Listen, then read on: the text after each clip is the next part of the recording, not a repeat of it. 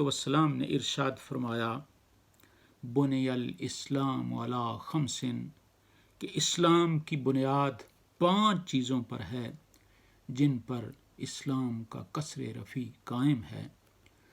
پہلی چیز یہ ہے کہ اس بات کی گواہی دینا کہ اللہ کے سوا کوئی عبادت کے لائق نہیں اور حضرت محمد الرسول اللہ صلی اللہ علیہ وسلم اللہ کے سچے پیارے بندے اور اس کے سچے رسول ہیں۔ دوسری چیز نماز قائم کرنا، تیسرا ستون زکوٰۃ ادا کرنا، چوتھے نمبر پر حج اور 5ویں نمبر پر ماہ رمضان کے روزے رکھنا۔ یہ حدیث پاک صحیح بخاری اور صحیح مسلم دونوں میں موجود ہے۔ حضرت عبداللہ ابن عمر رضی اللہ تعالی عنہما اس کے راوی ہیں۔ تو حضور علیہ الصلاۃ والسلام کے ارشاد کی روشنی میں حج بیت اللہ شریف اسلام کے بنیادی ارکان میں سے شمار ہوتا ہے۔ جس طرح نماز، روزہ، زکوٰۃ عبادات ہیں، اسی طرح حج بیت اللہ کی ادائیگی بھی ایک عظیم الشان عبادت ہے۔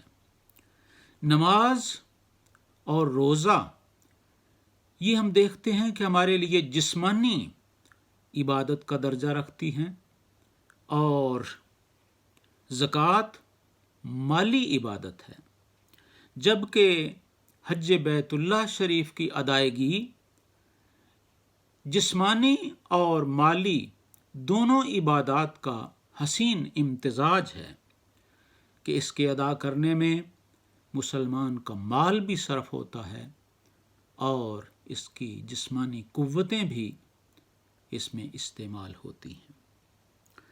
جس طرح نماز، روزہ اور زکوٰۃ کی ادائیگی کے لیے کچھ خاص آداب اور اوقات ہیں، اسی طرح حج کی ادائیگی کے لیے بھی خاص وقت، خاص مہینہ، خاص تاریخیں متعین ہیں۔ یہ ماہ ذی الحج کی 8، 9 اور 10 تاریخ کو ادا کیا جاتا ہے اور اس کے وہ تمام آداب اور احکامات، اعمال جو اللہ نے حکم دیا ہے، ان کو دیوانہ وار ادا کرنے کے لیے مکۃ المکرمہ کی سرزمین اور حدود حرم کے اندر ان کی ادائیگی لازم ہے۔ یہ عظیم الشان عبادت ادا کرنے پر اجر اور ثواب کیا ملتا ہے؟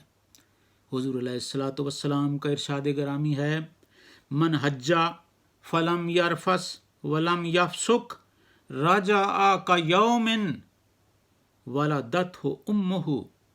بخاری و مسلم نے یہ حدیث پاک بیان کی ہے کہ حضور نے فرمایا جس نے حج اس طرح ادا کیا کہ اس میں نہ کوئی بے حیائی ہوئی اور نہ ہی اس سے کوئی نافرمانی سرزد ہوئی، عین حکم خداوندی کے مطابق سارے احکامات پورے کیے، تو وہ شخص جب حج سے واپس لوٹے گا تو وہ گناہوں سے اس طرح پاک ہوگا کہ جس طرح وہ اس دن پاک تھا جس دن اس کی ماں نے اسے جنم دیا تھا۔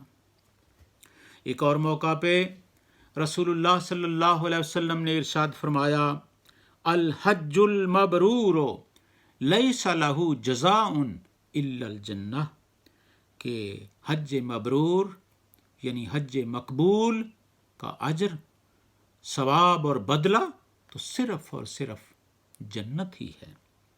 احباب گرامی قدر، یہ حج بیت اللہ شریف کی فرضیت کا حکم سن 9 ہجری میں نازل ہوا اور اس سے اگلے ہی سال یعنی 10 ہجری میں اللہ کے رسول صلی اللہ تعالی علیہ وسلم نے 1,00,000 سے زائد صحابہ کرام کی معیت میں بیت اللہ شریف کا حج ادا فرمایا، اور پھر اس کے 3 ماہ بعد ہی اللہ کے رسول صلی اللہ تعالی علیہ وسلم کا وصال مبارک ہو گیا۔ اسی لیے اس حج کو حجۃ الوداع کہا جاتا ہے۔ پھر اسی حج کے موقع پر عین یوم عرفہ، جو کہ جمعۃ المبارک کا دن بھی تھا، 9 ذی الحجہ کو اللہ پاک کی طرف سے وہی نازل ہوئی کہ آج میں نے تمہارے لیے دین اسلام مکمل کر دیا۔ الیوم اکملت لکم دینکم واتممت علیکم نعمتی وردیت لکم الاسلام دینا۔ اللہ رب العزت کا یہ ارشاد گرامی جہاں تکمیل دین کی خوشخبری سنا رہا ہے، اس میں یہ دلیل بھی پائی جاتی ہے کہ اللہ کے پیارے محبوب حضرت محمد الرسول اللہ صلی اللہ علیہ وسلم اللہ کے آخری رسول ہیں۔ اب حضور کے بعد کسی اور نئے رسول اور نبی کی ضرورت نہیں، کیونکہ دین اسلام مکمل ہو چکا۔ تو ہمارا ایمان اور عقیدہ ہے کہ جو شخص اب نبوت کا دعویٰ کرے تو وہ جھوٹا ہے، کذاب ہے، دائرہ اسلام سے خارج ہے۔ اسی طرح اس کے پیروکار بھی، ان کا بھی اس امت مسلمہ سے کوئی تعلق نہیں ہے۔ اللہ تبارک و تعالی نے فرضیت حج کے لیے حکم فرمایا، للہ علی الناس حج البیت من استطاع الیہ سبیلا، سورہ آل عمران ہے، آیت نمبر 97۔ فرمایا جا رہا ہے کہ ہر مسلمان پر جب کہ وہ عاقل بالغ آزاد ہو اور وہ بیت اللہ تک پہنچنے کی استطاعت رکھتا ہو، تو اللہ کی رضا کے لیے اس پر حج ادا کرنا فرض ہے۔ استطاعت سے مراد یہ ہے کہ اس کے پاس زاد سفر، اخراجات سفر، سواری بھی موجود ہو اور راستہ بھی پرامن ہو۔ مزید یہ کہ اس کی عدم موجودگی میں اس کے اہل و عیال کے لیے بھی سامان زیست موجود ہو۔ جب یہ حکم نازل ہوا تو اللہ کے رسول صلی اللہ تعالی علیہ وسلم نے بھی خطبہ ارشاد فرمایا اور فرمایا، لوگو تم پر حج فرض کر دیا گیا ہے، اب اس کے ادا کرنے کی فکر کرو۔ حضور علیہ الصلاۃ والسلام کے ارشادات اور اللہ کے حکم کے بعد اگر کوئی شخص فرضیت حج لاگو ہونے کے بعد اس میں جان بوجھ کر تاخیر کرتا ہے تو اس کے لیے اللہ کی طرف سے سخت وعید ہے۔